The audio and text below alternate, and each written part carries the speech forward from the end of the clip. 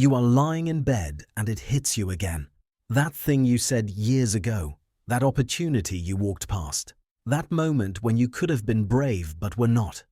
Your stomach drops, your mind tightens, and suddenly you are awake, living inside a memory that should not have this much power over you. You try to push it away. You tell yourself it is pointless to think about something you cannot change. But the thought pulls you back in, circling like it has a life of its own. You know it will not fix anything. Still, your brain keeps replaying a past that refuses to stay in the past. Some people spend their entire lives carrying these moments. Regrets become weights around their necks, heavier with every year. But others learn to turn regret into wisdom instead of punishment. They learn to make peace with who they were. So why does the mind torment us with decisions we can never remake? And why do some people break free while others stay trapped? To understand regret, you have to understand what it was originally built for.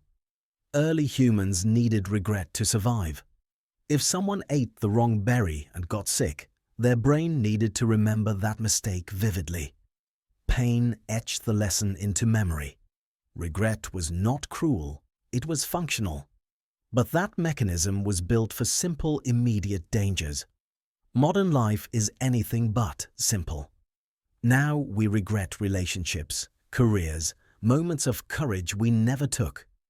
These decisions are complex, emotional, unpredictable. Yet your brain treats them with the same urgency it treats a survival threat. A missed opportunity feels like danger. A wrong choice feels like harm. And so the regret burns, even when the threat is long gone. Psychologists distinguish between regrets of action and regrets of inaction. Actions hurt fast. Inaction hurts deep. Research consistently shows that short-term regret is about what we did. Long-term regret is about what we did not do. Inaction leaves the mind wandering through endless possibilities. You never know what might have happened, so your brain invents perfect scenarios to torment you with. This is counterfactual thinking, the creation of alternate versions of reality. You imagine the job you did not take as life-changing. The person you never confessed your feelings to becomes a soulmate. The city you never moved to becomes a fantasy of who you could have been. But none of these imagined lives have to deal with difficulties, disappointments, or real-world complications. They are idealized stories your brain creates to fill the gap. And the more painful your present feels, the more attractive those imaginary lives become. Sometimes the regret is justified. You hurt someone, you betrayed yourself, you made a choice you wish you had not. But even when regret is valid, the question is what you do with it. Remorse moves you forward. It says, I can learn from this. Rumination keeps you stuck. It says, I deserve to suffer for this. Remorse strengthens you. Rumination weakens you. Your brain often convinces you that refusing to forgive yourself is virtuous. That feeling miserable means you care. But self-punishment is not morality. It is avoidance. If you are busy hating your past self, you do not have to face the responsibility of your present. And social media only magnifies the pain. You see people who seem to make perfect choices. You see highlight reels, flawless lives, endless success. So when you make a mistake, it does not just feel wrong. It feels like proof that you are falling behind. And with every old post, every old photo, every digital footprint you cannot escape, you relive versions of yourself you have already outgrown. But people who break free from regret understand something important. The past exists only in memory. And memory is not a recording. It is a story that changes each time you revisit it. Your regret is not about what happened. It is about how you are interpreting it right now. And that interpretation can evolve. Psychologist Kristin Neff's research shows that self-compassion, not self-criticism, leads to real growth. When you treat yourself with the same humanity you offer others, Your brain relaxes enough to learn. Shame shuts down growth. Compassion opens it. This connects to narrative psychology. You are constantly rewriting your life story. The person you were back then was not you now. They had less experience, less knowledge, less awareness. They were making the best choices they could with the tools they had. You are judging a younger version of yourself with wisdom they had not earned yet. Nietzsche talked about amor fati, the love of fate. Not accepting your past, but embracing it as necessary. Because every choice, including your mistakes, shaped the person you are becoming.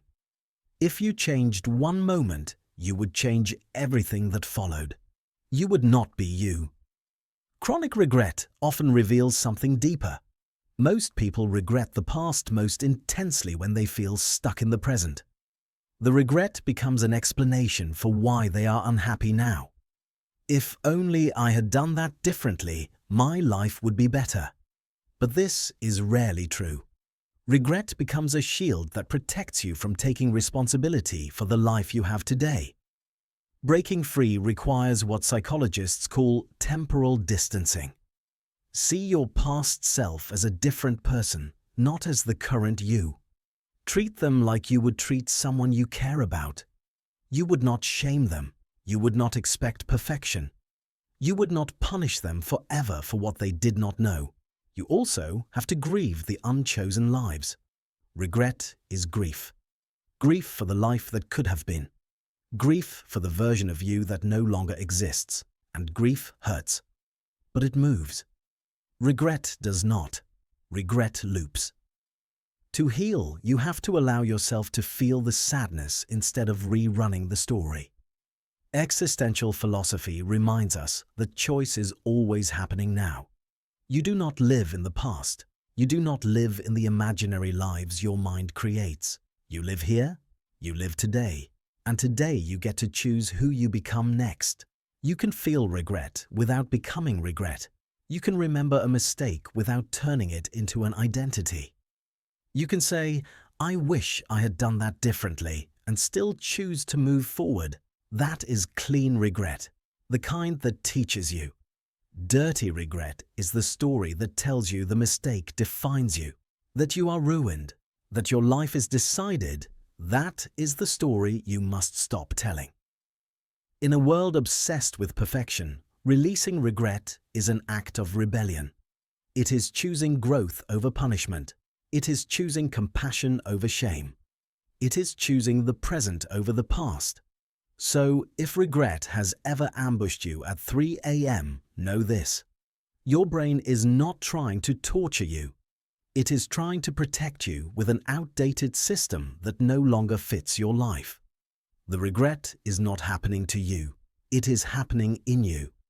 And that means you have the power to change the story, not the past. The story. That is the psychology of regret. Not something to erase or suppress, but something to transform. Because regret reveals what you care about. It shows you what matters. It shows you what you value. It shows you who you want to become. The question is not how to fix the past. It is how to live now in a way your future self will thank you for. Forgive the person you were. Honor the person you are. That is how regret becomes your teacher, not your torture.